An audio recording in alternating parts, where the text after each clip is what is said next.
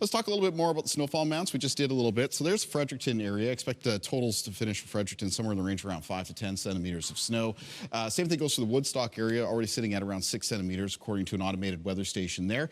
Miramichi, about 5 to 10 centimeters. And then you have the higher potential, maybe getting some amounts, 10 to 20 centimeters, Sussex, and then towards Moncton, the southeast of New Brunswick. 10 to 20 centimeters of snow possible, Charlottetown, East, and Prince Edward Island. Remember, Kings County, PEI, was added underneath the snowfall warning this afternoon. And then you can see the potential for some higher amounts around northern areas of Nova Scotia. And it's basically that northern half of Nova Scotia because that's where the rain snow line is expected to push up towards as we move through tonight. And that means that there's going to be a tremendous amount of variability as far as conditions go between Atlantic coastal areas of Nova Scotia, where it'll be mostly rain with this one, and some of that higher terrain as you get into the north. Again, some of those roads that climb up to higher terrain heading into the Annapolis Valley, those are spots you're going to have to watch out for more snow accumulation. The usual suspects, including the Cobequid Pass and in the 104 and around the Mount Tom area.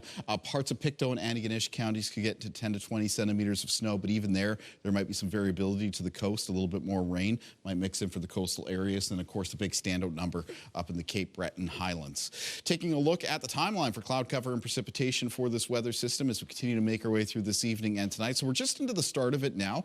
Both the rain and the snowfall rates for parts of the region are going to pick up during the overnight. That's as the main part of the weather system, which right now is coming up between New York and Boston, arrives through the Maritimes. So that's ongoing through the overnight hours into the start of the day for tomorrow.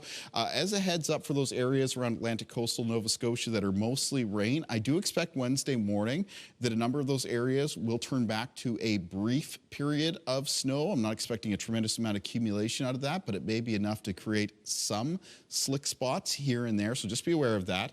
And then moving from Wednesday morning into Wednesday afternoon, what's left of the snow or the mixture of snow and rain is exiting off towards the northeast. Additionally, it's also Wednesday morning into early Wednesday afternoon when we get into some of the gustiest of the winds for the Maritimes. North and northeast gusts for Prince Edward Island, parts of Nova Scotia that could peak between 50 and 80 kilometers per hour, which is below warning criteria.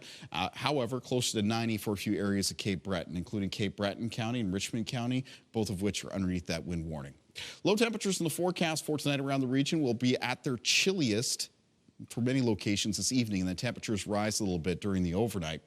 Speaking of colder temperatures, though, so we take a look at the extended forecast. There is going to be a couple fresh rounds of very cold air moving in.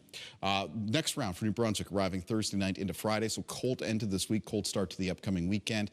And next round after that looks like it'll be arriving Sunday night into Monday. So there are going to be some cold spells here as we move through the first part of December. For Nova Scotia in the forecast, a mixture of flurries and showers on Thursday, and then colder air arriving Thursday night into Friday. It's then chilly for the weekend ahead.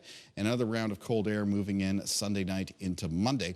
And for Prince Edward Island in the forecast as well, we can expect that next round of cold air to arrive Thursday night into Friday, cold to start the weekend, and then another round of colder air arriving Sunday night into Monday.